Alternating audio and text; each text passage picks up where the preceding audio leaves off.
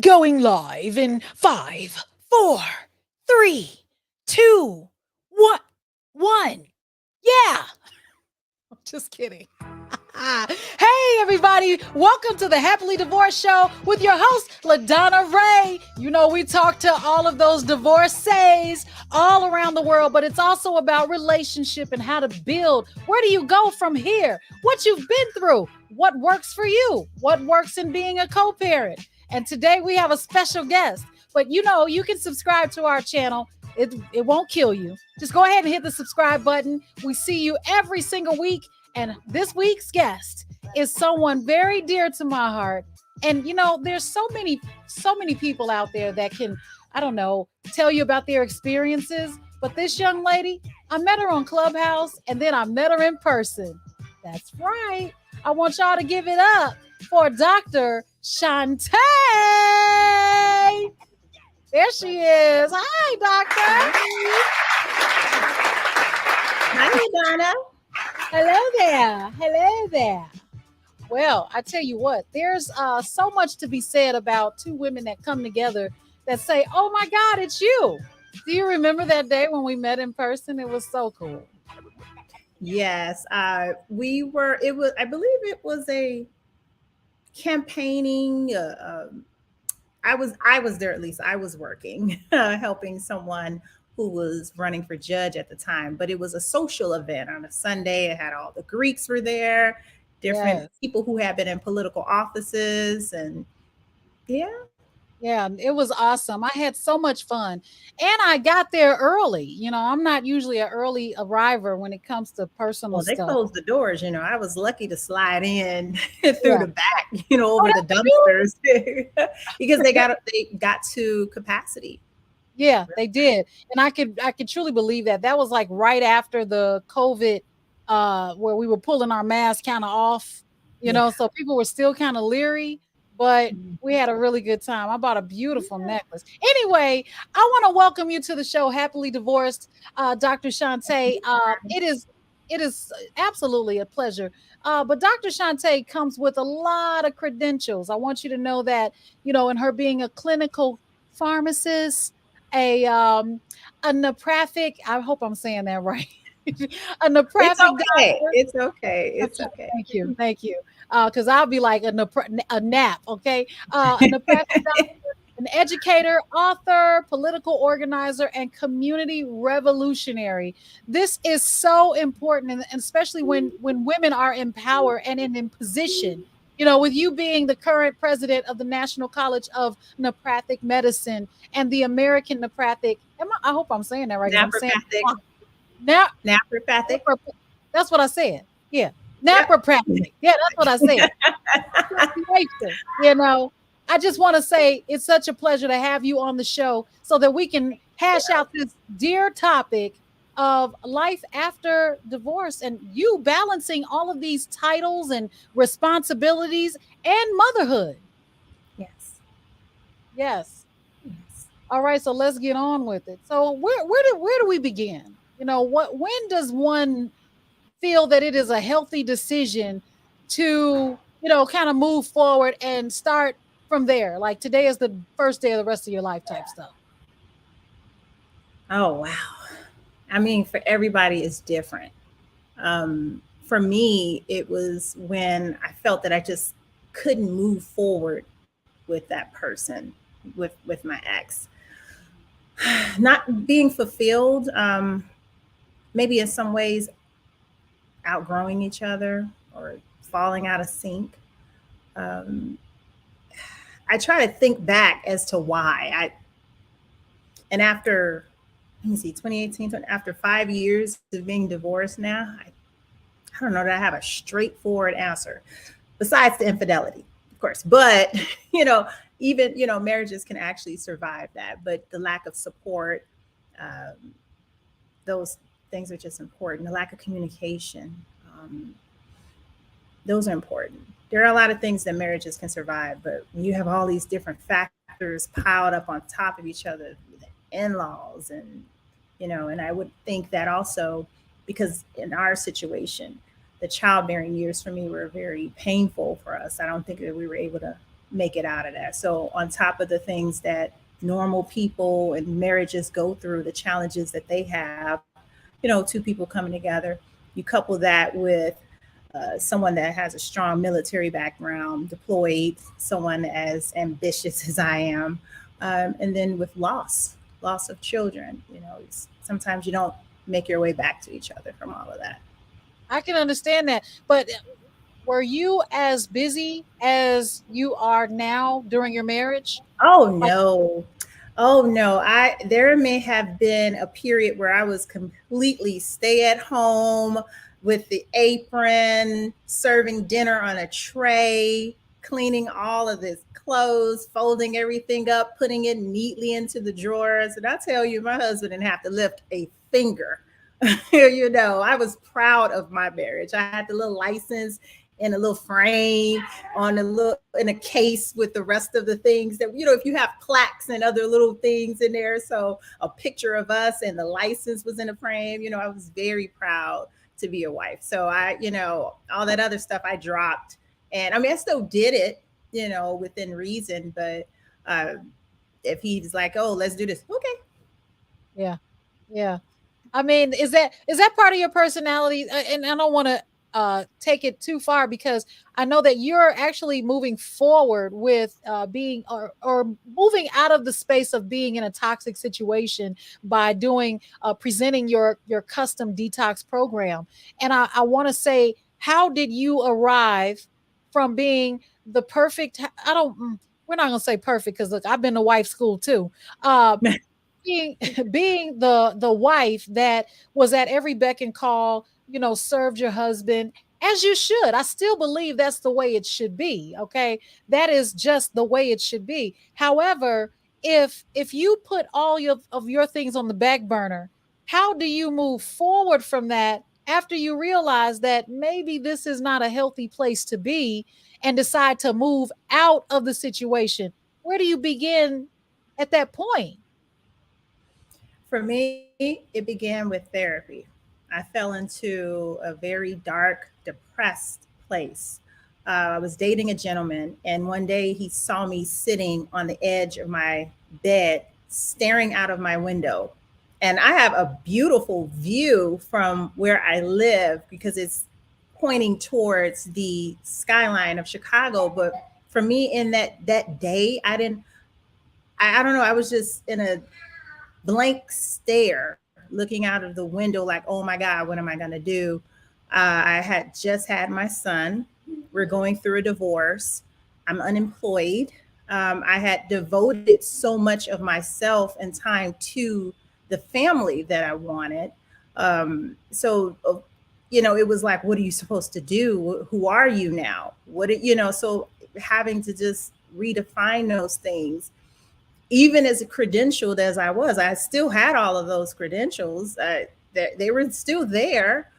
I just didn't know what to do at that time. So I was often, the gentleman said to me, "I think you're depressed," and I'm like, "Depressed? I'm not. I don't get depressed. That's not me." And I started to read into it, look into it, and went, "Oh my God, you are." And the thing about depression is that it'll have you in denial. You don't think it could be you. It can't be me. It can't happen to me.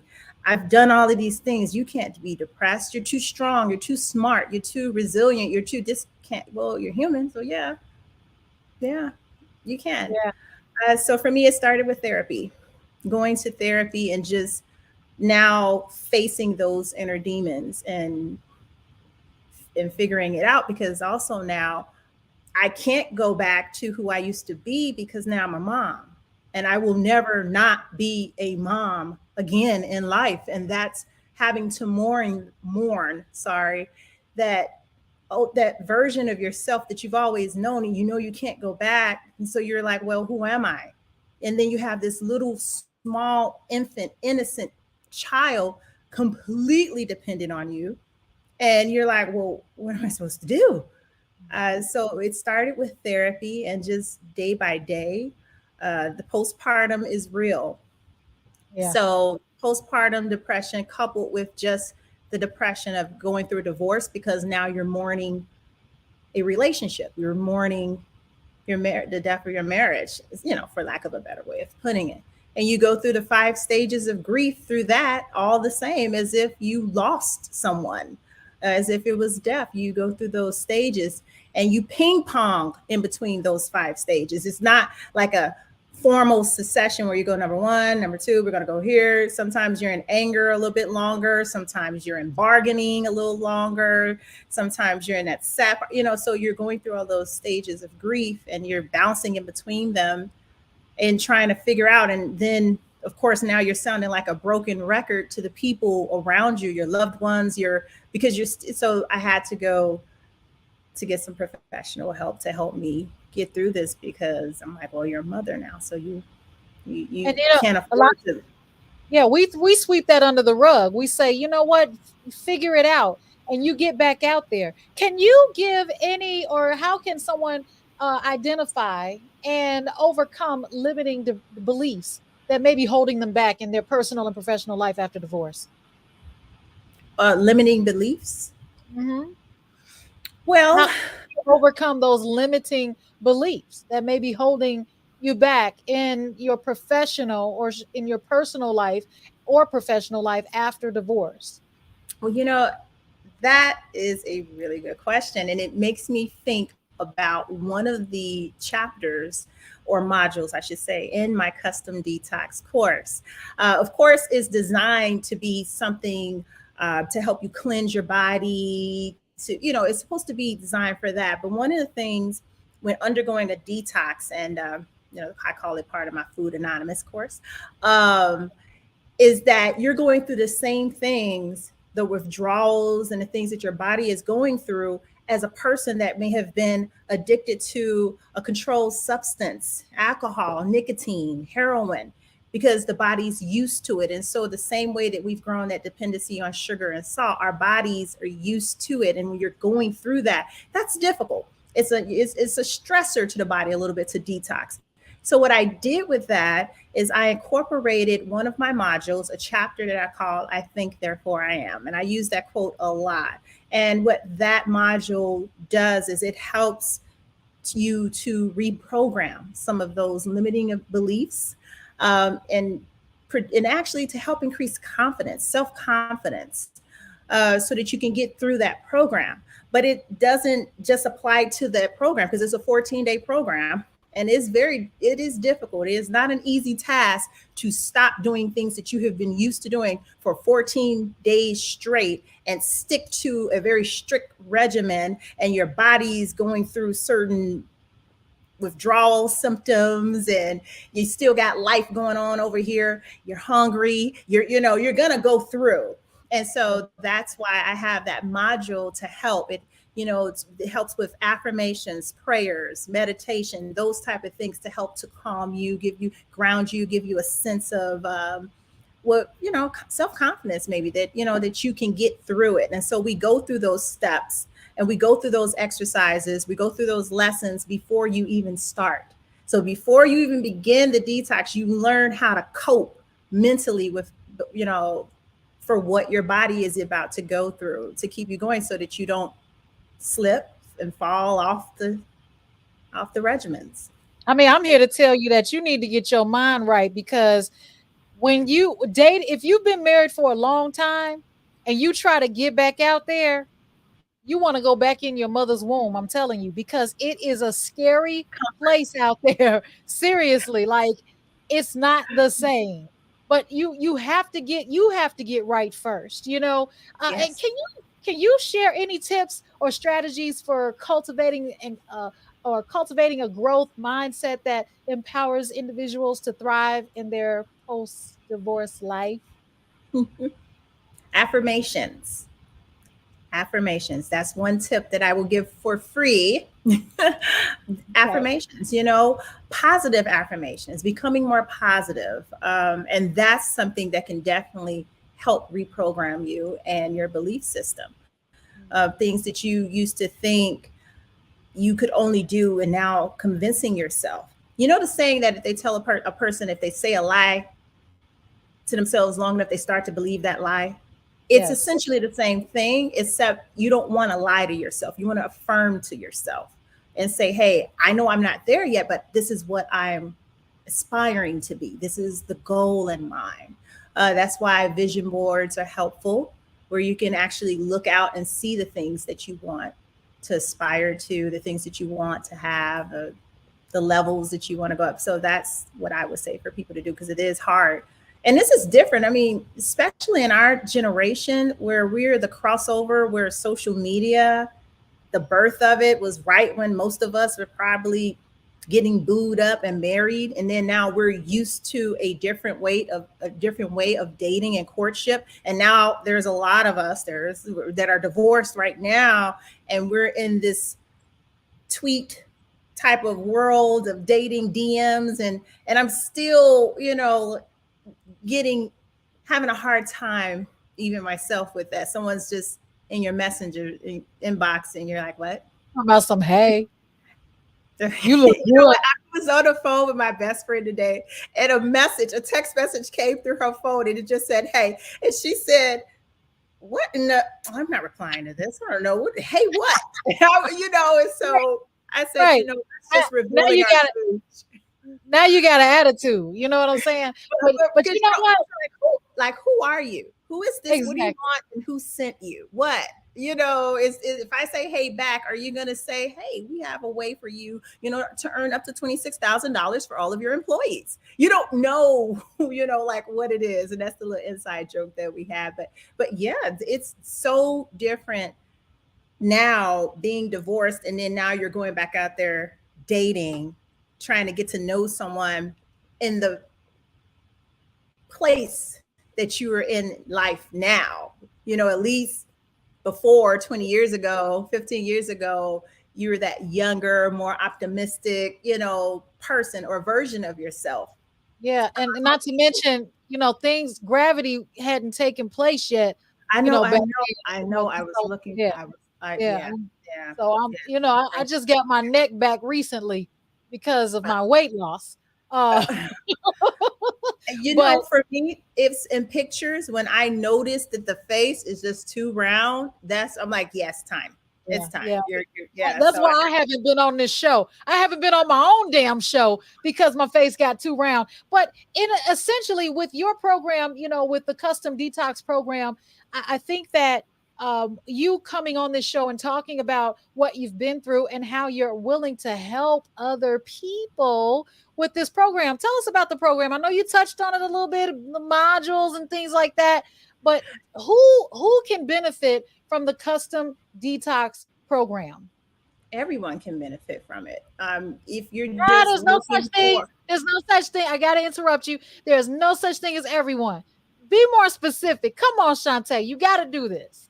well, okay, so anyone with a pulse. Here's the thing, it doesn't matter if you're a senior citizen or if you're, a teenager or an adult, if you're pregnant, or it doesn't matter how you show up or how you present. You still need to eat food. You still need nutrition. Adequate nutrition. It's not specific to people because it's not about losing weight. It's about wellness. It's you being the best version of yourself. Now, a really good side effect is that you're gonna lose weight, but it's not really honed in on that vanity aspect. It's about wellness. It's about cleansing yourself. And how many people who've never had a colonic in their life that's over 60. So let's just think about that for a second. 50 plus years of you just eating whatever, and it's still in your midsection, some of it. And I'm not a vegetarian, so I don't want to get on here talking, sounding as if I'm a vegan, because I don't necessarily recommend it, but I don't think there's anything wrong with it, but I don't think that that's necessary. But just think about it. When we're eating meat, technically it's dead. It's a carcass. It's Yeah. decaying as we're cooking it. It's decaying as we're swallowing it. It's decaying as it's sitting in our small intestine or large colon or whatever. That's technically what's happening. And when you're cleansing your body, because we're so conscious about cleansing our outside, the outside of our bodies, we're washing up, showering, scrubs, all kind. We're conscious about that, but we're not conscious about cleansing the internal environment of our body, so that just so that our organs and organ systems and tissues can just work properly. And now we're wondering why we're lethargic, why we're tired, why we don't have any energy, why we feel happy this moment, sad that moment, why we want to crunch on ice, why we need to eat this sweet thing. We don't understand all of that because of all of the toxins. And then with technology, the age of technology that we're in right now, yeah, we take on a lot of toxins, and our liver needs our help so that it can help detox us, but it's on overload. And not to mention the people who are on medications, the medications that people are taking for years upon years upon years for diabetes, hypertension, you name it. Guess what? Those medications have to get out of your body. Guess what? That's the kidneys being taxed, the liver is being taxed, the heart is being taxed. All of these organ systems, they're just getting tired and they start to fail. And then a person pop up and they have stage 3 something cancer, because Right. that was the weakest link of the organ systems, as that immunity and your immune system strength is reducing and inflammation is building up and becoming more and more chronic over the years. So that's why I said everyone, because we're all going through some of the aforementioned things that I just mentioned. Yeah. And see, along with that comes with age, that if we haven't, like you said, if you haven't taken care of your body, uh how can you be prepared to take on someone else if you have come out of a relationship and now you're out there trying to get back out there and find somebody else, but you haven't taken care of yourself, or they haven't taken care of themselves? I am finding that it's a very common conversation amongst women in our age group that are finding men in our age group that can't perform, Mm. because of their diet The or uh, circulation issue. Yeah, it's a larger circulation issue throughout the body, because the body is all connected and every system is interdependent of one another. You don't just have lack of circulation in your penis. There's going to be lack of circulation in your legs. So maybe there's something going on there, the arms, the heart, everywhere. This the circulatory system. So that's just a sign to let you know, hey, if it's starting not to work there, it's not, the blood flow is having issues there, that should let you know right there, I need to do something overall about my health. and You God know, said, look, and God said the best way to get your attention as a man is to. there it is. That I tell you, they'll say, and some men have come and say, hey, I noticed, it wasn't like that all the time, but sometimes it will happen. I'm like, well, that's the sign. That's the Yep. body saying something to you. And since you notice that, rather than going and popping a pill, I don't know, increase your water, help thin that blood a little bit so that the circulation, and instead of just working out and lifting weights and things like that, how about stretching so that you can relax that muscle? You're walking around like this, all tense. So how is anything circulating when you're like this? And how do you have any strength? That muscle has to be able to relax and contract. But if it doesn't relax, then so stretching, we're not getting, I mean, it's not that we have arthritis and we're just getting, that comes with old age. No, you're stiff. You need to stretch. Mm. Everybody, men and women, you need to stretch. So drinking more water and stretching, and of course, overall, looking at their diet and things like that, that will help them. Just walk And back this to wellness. and It's this has been a premature. public announcement. This is Well, let me just say, this has been a public service announcement from Dr. Shante on the LaDonna Raeh Show, happily divorced, because most of you people just think that you're doing fine just because you had one order of fries this week. But what are you doing as a wraparound to keep yourself healthy? Please continue, Dr. Shante.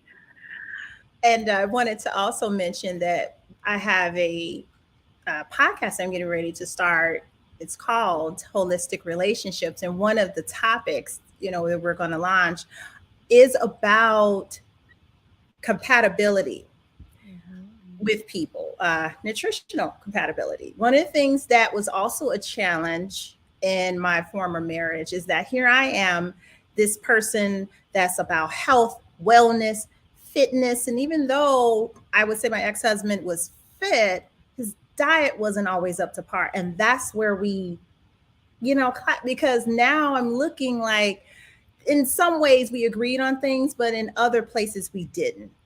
And I'm not saying that we need to agree on everything, but it could cause problems how a person is eating. I'll actually mention a different, because I would say he didn't like to listen when it came to the supplements and when something was wrong or when he was in pain. And I say, yeah, you're kind of hurting my brand. I'm treating pain and you're walking around in pain and you're not doing any of the recommendations that I'm suggesting to do to make yourself better. So that was the thing for him. But in another relationship that I was in, that person just didn't have a good diet. And so here I am eating and just being conscious of how I'm presenting, not being overweight, but this person is kind of just eating the way that they want and they're picking up pounds. And then now you're looking like, because it matters as much as we try to tiptoe around a subject, physical attraction to the person, that matters. So if you're with someone and you're kind of like really into health, wellness, and fitness, and they're not, that can cause problems down the line, because then as they're letting themselves go or they're lazy or whatever it is to come, then now you're not attracted to them anymore. And that's when the issues of, and this is for men and women alike, this isn't just men that's out here cheating, women are doing it as well. And so there are reasons why you're doing it, and it's not always it does have it's not always that. This is just so informative, because there's people out there that are contemplating divorce. There's people out there that have been divorced. There's people out there that are happily married. I mean, I promote marriage. I look forward to being married again one day. I do too. I actually, one of the things that I am very grateful is the fact that I didn't just take this L and go, that's it for me. Like, I am very hopeful for it. I just know what I'm looking for now, and I'm aware of that. And I've done the work on myself too, because also there were some things that I needed to do and work on that I was able to recognize in my marriage. Like, okay, well, Shante, you kind of were like this, and maybe next time move it, you do this way. So I was able to take inventory on, the role that I played in the split, and things like that, when I was angry and I didn't want to have sex because I had an attitude. And sex and a healthy sexual relationship is important. It's very important. As much as we don't want to talk about it, you need to have sex. It's important to me right now. All right, so here's the deal. I definitely want to just kind of look at the overall views, because there are people out there that have never been married, and they may look at a woman or a man that has been married and divorced like a failure. You couldn't even keep your marriage together. Or they may look at you like, wait a minute, you have some experience in that area, and maybe I can learn some things. I mean, what has been your take on that? Because I'm sure it's a mixed bag. Well, I'm one to believe that we can find wisdom in either situation. We can learn from that bum on the street. We know what not to do to end up like that homeless person. And just because a person is divorced, we don't know their story. We don't know that. We don't know why.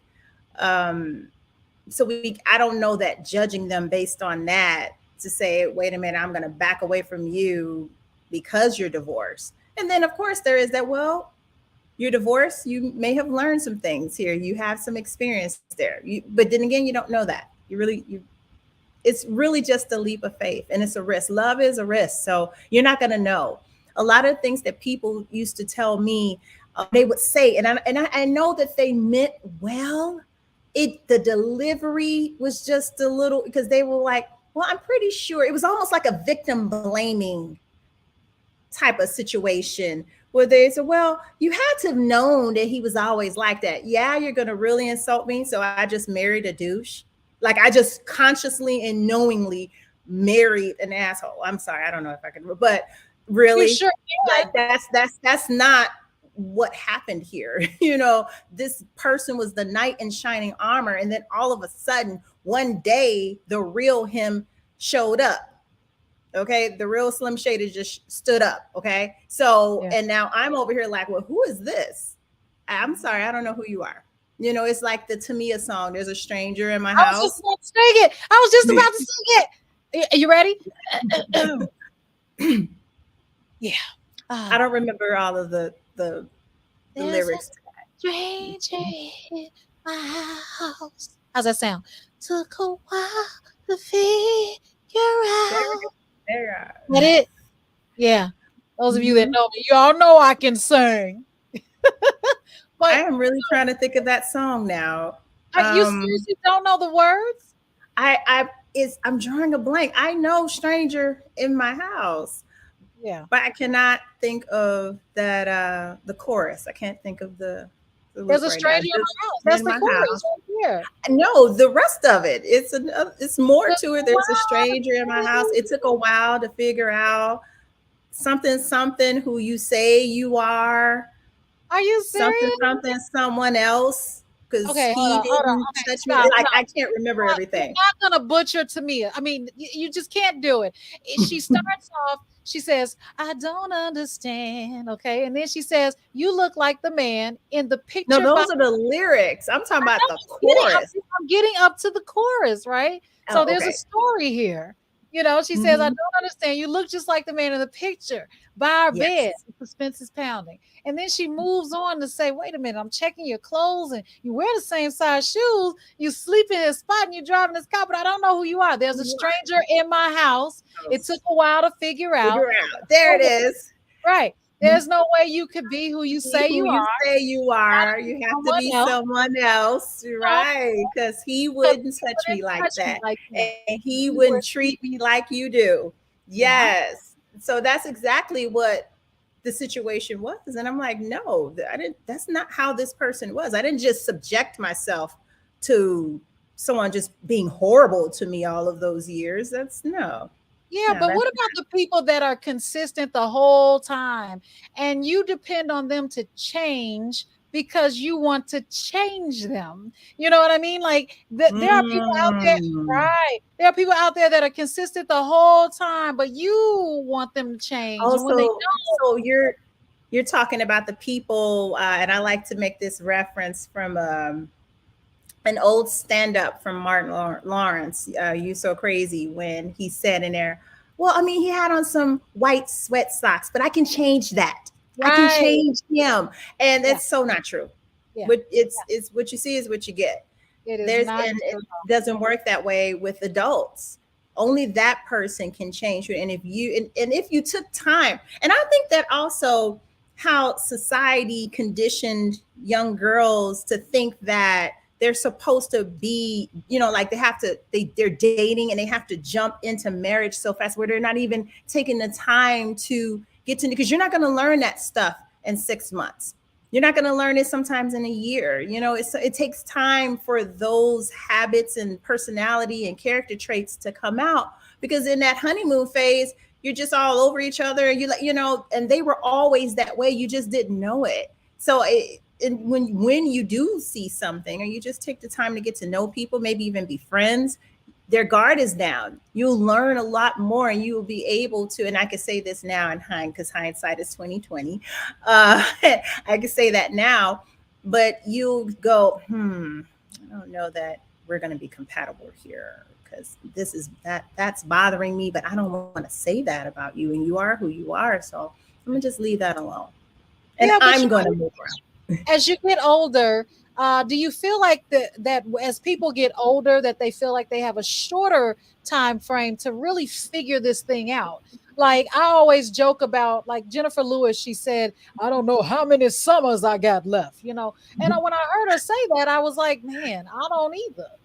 So that is my. Well, I I've got. mean, gravitated towards that as well. So when you get into a situation, you kind of check the boxes and then you say, okay, now I'm going to jump all the way in at some point, because to love someone is a decision to love someone. I don't believe in falling in love. Oh my God. Oh my God. It just happened. I just don't think that happens for me. I think that it's a decision that's made, like, you know what, this person is really checking all the boxes, and I can decide that I'm going to love them at some point. You know what I'm saying? So It can if you touch you in a certain way, and you go, absolutely, wow, they have a really good heart, and you make the decision to do it. Yes. yes, Yeah. absolutely, it's I do intentional. believe in I do believe in love at first sight. There's some people that, and it may not be like real love, but there are Oh, just some people that you're just attracted, like that attraction, So I think I'm using the term love loosely there and I think that when thinking about that's something to consider, because if you're crazy about them and you don't know why, then they just do it for you. they really Don't run from that ever. I would recommend to the young people, to the more seasoned people, just if it works, work it. absolutely. So Absolutely. Well, here's my. I'm just kind of wrapping this up, and just because we have both been through wife school, I don't like the term divorce. wait a Um, minute, wife school. I love it. I love it. Been through wife school. yes, I graduated with Yeah, the honor. tuition. Yeah, the Yeah, tuition was high. it Hmm. was high, very high. You pay a lot for that little piece of sausage. But here's the thing: if you decide that, okay, I've loved, I've lost, I'm still a parent, we're still connected in some kind of way. What are the top 3 life lessons that you learned from being married or to wife school? Hmm. Well, one of the things that comes to mind immediately that I said that when I do this again, that it's not going to be, I'm not going to try so much to be right, in situations.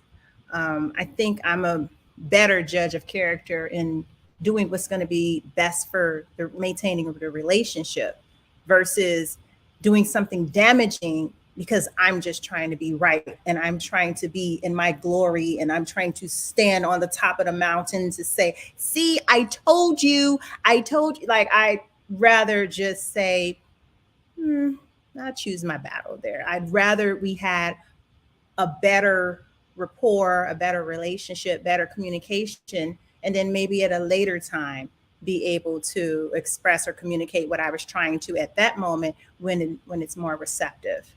Um, when it came to one of the things that we used to do, we did briefly, my ex-husband and I, is that we didn't argue in the house.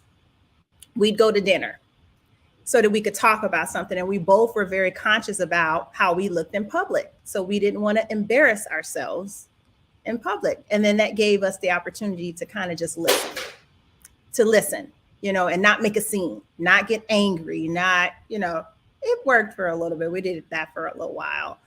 Um, I would suggest that too for people to not address issues in the heat of the moment when the emotions are running really high, because you can't unsay stuff. Once it's out there, it's out there. You My can't take bill it would have back. been real high, Shante. My bill would have been really high at the restaurants addressing all the issues. We would have been at dinner every night at some point, because there was something to be And I was discussed. going to also mention, to your point, couples therapy. Definitely doing couples therapy together. And if you have someone that's unwilling to go, like in the case of my ex, then you need to run, because then it's not going to get any better. If they don't think there's anything wrong with what they're doing or how they're presenting, even though it is clearly having an effect on you and you're not going to be able to do anything about that. And that's when you make the decision for yourself. That is super strong and super dope. Yes.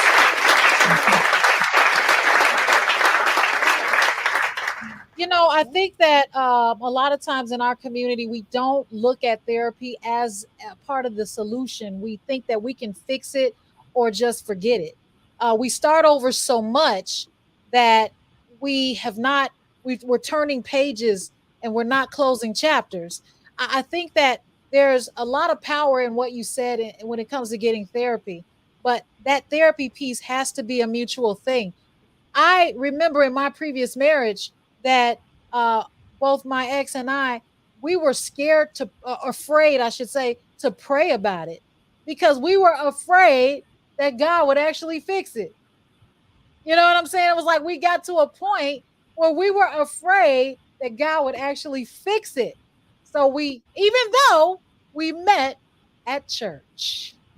Yep. Wow. Yep. And it's Yes, there like, is a negative stigma in our community when it comes to therapy. And there's so many tools that you could use to help. And it's not even, if it's not for the relationship, for yourself, you'd be yeah. surprised what you would learn there. And that could help you be better, even for the next, even if it's not for the current situation, maybe for the next situation.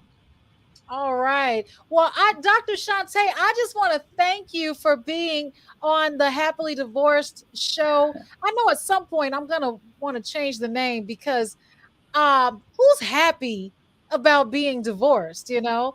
There I'm are happy. some people very happy about being divorced and they Well, needed to get out of that. I'm But I happy do that I understand moved what on. you mean. Right. I'm happy that I was able to move on. But happily divorced is not really fitting how Hmm. I actually feel. And I've said that in quite a few of my shows because I'm not happy that I'm divorced. I'm happily moved on. So I'm happy that I got out of wife school and it just has to end there. But here's the thing. I want everybody to know where to find you, what you're doing, and all that fun stuff. I'll turn it over to you. Okay. Well, I am on all social media, well, most, not all, most social media platforms: Facebook, Instagram, YouTube, Snapchat, TikTok, LinkedIn, all my name, Dr. Shante RX, all one word. You can find me. And my website is drshanterx.com.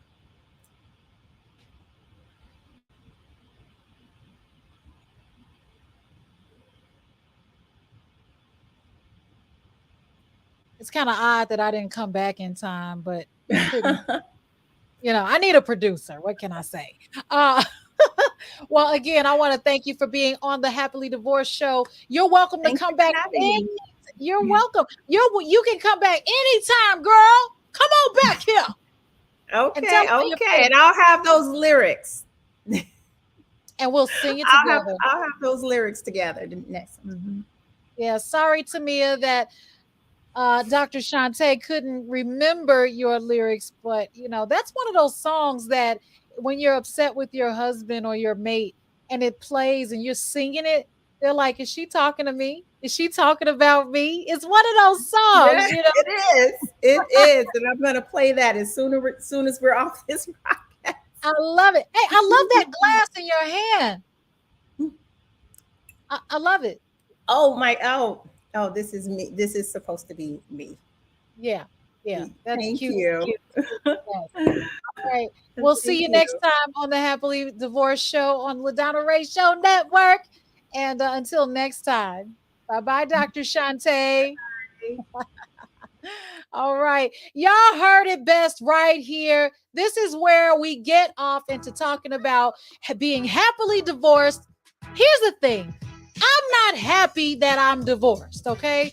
I'm happy that I was able to move on to better things, okay? But I got my boys. That's the whole thing. You learn, you move on. Life starts. Today is the first day of the rest of your life. And I just want to say, come back and see us next time on Happily Divorced. Now, if you have a topic that you want to hear about, or if you're bold enough to come on the show, even if you've not been married, if you're still married and you're happy, if you're divorced, if you can't figure it out, if you're out there dating, come on the show. we're going to talk about some things. All right. Don't be afraid. Make sure you subscribe to the LaDonna Raeh Show right here on YouTube and everywhere else. You know, we're on Spotify, Apple Music, and all that fun stuff. Yes, this is a podcast. And make sure you share and tell people. And let me know what you think in the comments. All right? See you next time, right here on Happily Divorced. Bye bye for now. Peace. All right. Now we're going to, I'll bring our guest back. That was amazing. Thank you so much. That is so nice. I'm just learning everything. I was a sponge today, just soaking it all in so that I can have the same things and have these topics and talk to people, especially in our age group. If you're over 40, definitely. Yeah, we're still live, but and I just want to throw that out there before you say girl. But you're right, especially in our age group. I don't feel like my age group, but I have to be real about it. You know, when I get up, my knees pop. Actually, they haven't popped lately. I just lost 23 pounds. So maybe that has something to do with it. That has something to do with it. It did. Yeah. And I don't want to make it sound like, like we're old and, the crank. Like, that's not what I mean. It's what do you mean? It's the truth of the matter is that we are in another, what I have affectionately called, we're becoming the aunties. Remember when we were young and we were looking up to our matriarchs in a family and they were taking care of business and doing everything. And, just as of lately, and, and I just we just buried a family member, my cousin. She was only 10 years older than me. She suffered from cancer for a little bit and, in an aggressive form of cancer that started, I think, in the spine. It spread to like the liver, lungs, and so it was. I don't know. I don't want to say reality check, but it did put me in that space of this is an age where death is going to become more common. That I'm going to see more of it. Not that we don't see it when we were 20 and when we were 30, and not that it doesn't happen because death. I was going to say to your point, the comment or the quote that the lady made about, I don't know how many summers I have left. I mean, really, you don't know that from the very beginning, but I do understand that as you're aging, where you have more years behind you than possibly in front of you. And in the case of us, where we're at a midlife crisis. And that's why the first podcast is going to be about that midlife crisis, because there's something, but the generation before us, maybe Gen X or, the baby boomers, they didn't talk to us about it. They didn't pass the baton. They didn't pass the baton. They didn't talk to us about it. I don't think that they knew, I don't think that they even knew how to communicate that with us. I think they just thought that was just a way of life and that's just the way it needs to be. And I think that in our job now as role models, because that's not something that you sign up for, you just become that. You're not a role model by choice. Someone is looking up to you. Someone is watching what you're doing. And so I would say to the young ladies that are turning 20 and they're in their 30s, and I'm like, listen, sis, they didn't tell me. I had to discover this on my own. I was talking to a friend and I was saying, I don't think that I've ever known anything about men. What do you mean by that? Ever known anything about really, as far as what they want. Now, I've heard of what people have told me that men want that never really came from men, though. Came from women and magazines and things that you know how you pass it by and they be like, what a man wants. And I'm like, really? How do you know? Did you do a survey of 100 men? Did you do, a focus group? How do you know this? Maybe they did. But most men, when you look at those things and you ask them, is that true? They're like, oh, no, I don't care about that. Right. And it's like, well, who were their sources? And so I was just saying to me that I realized that I never really asked the man, what does he want? I've never done that. And how old am I now? And it's just as essential. It matters. I mean, it's not too late. It matters. Well, I'm not saying that it's too late. I was just saying that I came to learn in this time as I'm navigating and figuring this out. I'm like, wow. and I don't know if it was just that a light bulb turned on for me being at this age, or how they say for the men that light bulb turns on for them. I don't know if this is just the female version of it, where now I'm saying, okay, well, what do you want?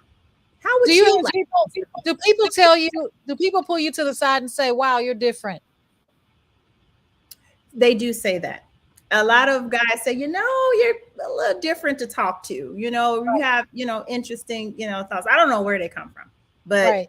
People they find me pop up. unusually bubbly. I've heard that just about all my adult life, that I'm unusually bubbly.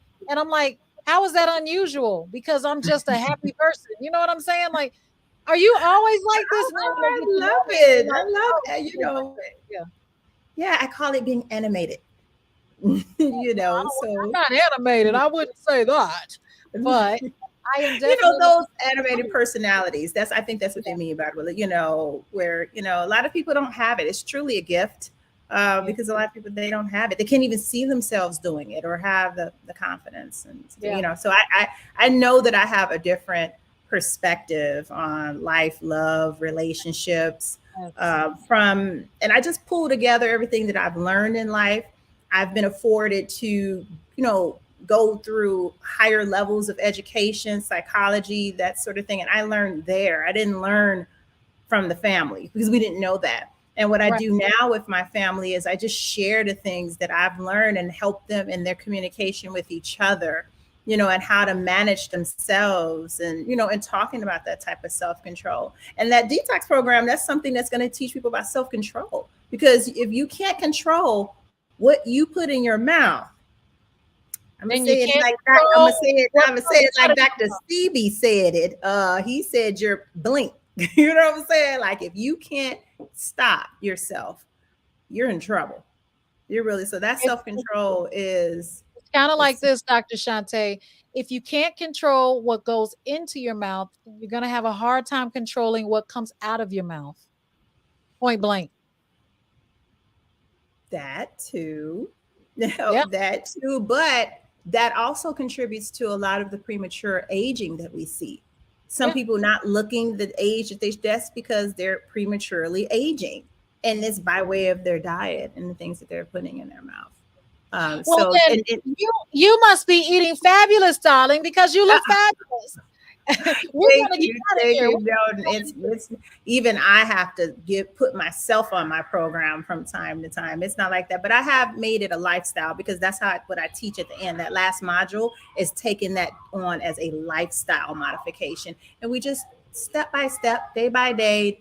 Make sure that you do something that you did in the program once a week. Just make sure that you're doing those things and that we talk about. So I'm really excited about launching it in a way where people are signing up for it, and and pretty much wondering like how to help people make that investment in their health and in those supplements that they're going to need to help in that program, in the same way where they'll go and get their mani pedi, that how they'll budget out money for that. Like, how much is your life?